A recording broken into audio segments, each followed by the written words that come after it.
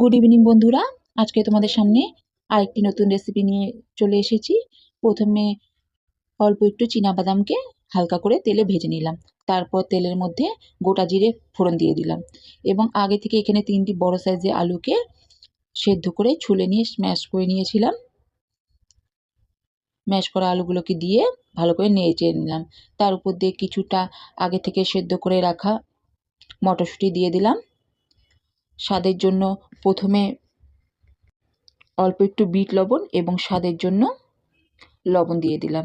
এরপর মশলা অ্যাড করলাম জিরে গুঁড়ো এবং লাল লঙ্কার গুঁড়ো। তোমরা যদি এখানে কাঁচা লঙ্কা ইউজ করে থাকো তাহলে লাল লঙ্কা না দিলেও চলবে। তারপর অল্প একটু চিনি দিয়ে দিলাম। আমি এখানে হলুদ ব্যবহার করিনি। এবার ভালো করে মশলার সাথে মিশিয়ে নেওয়ার পর এর মধ্যে যে বাদামগুলো ভেজে রেখেছিলাম সেগুলো দিয়ে নেড়ে চেড়ে সবগুলোকে কিছুটা সময় ভেজে নেব।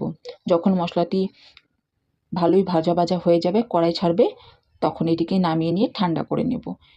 আমি আগে থেকে এখানে ময়দাকে মেখে নিয়েছিলাম। যেভাবে ময়াম দিয়ে আমরা লুচি বা পরোটা বেলার সময় ময়াম দিয়ে থাকি সেরকমই করে একটি ডো বানিয়ে রেখে দিয়েছিলাম। তারপর ছোট ছোট তার থেকে লিচি কেটে নিয়ে রুটির মতো বানিয়ে নিয়েছিলাম পাতলা করে।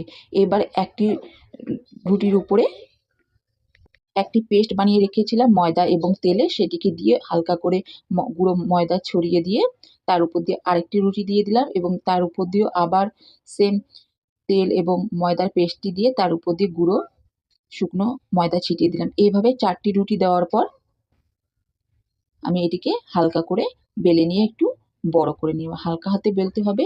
তারপর একটি ছুরি দিয়ে এর 4 কোণাটি কেটে দিয়ে একটি বর্গাকারে তৈরি করে নিলাম। যে সাইডের অংশগুলো বাদ যাচ্ছে সেগুলোকে বেলে নিয়ে পরে আবার এরকম তৈরি করা যাবে।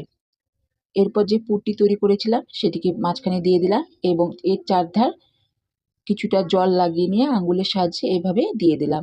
এবার এর একটি কোণকে অপর একটি কোণের সাথে জুড়ে দিতে হবে এবং হাত দিয়ে চেপে চেপে এর দুধারটিও বন্ধ করে দিতে হবে যাতে ভাজার সময় এটি খুলে না যায়। এইভাবে আমি সবকটি প্যাটিসকে রেডি করে নিলাম। এবার এগুলোকে ভাজতে হবে। তার জন্য একটি কড়াইয়ের মধ্যে অনেকটা তেল গরম করে নিলাম। তারপর লো ফ্লেমে এগুলিকে দিয়ে আস্তে আস্তে দুপাশ কড়া করে ভেজে নিতে হবে যাতে দুপাশই সমানভাবে লালচে কালারের হয়। এটিকে লো ফ্লেমেই করতে হবে, নাহলে উপরটি পুড়ে যাবে এবং ভিতরের লেয়ারগুলো কাঁচাই থেকে যাবে। এই দেখো, আমি উল্টিয়ে পাল্টিয়ে সব দিক সমানভাবে ভেজে নিচ্ছি।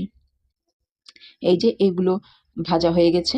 এবার এগুলোকে তেল থেকে তুলে নেব এবং বাকিগুলোকে একইভাবে লো ফ্লেমে সবগুলোকে ভেজে নেব।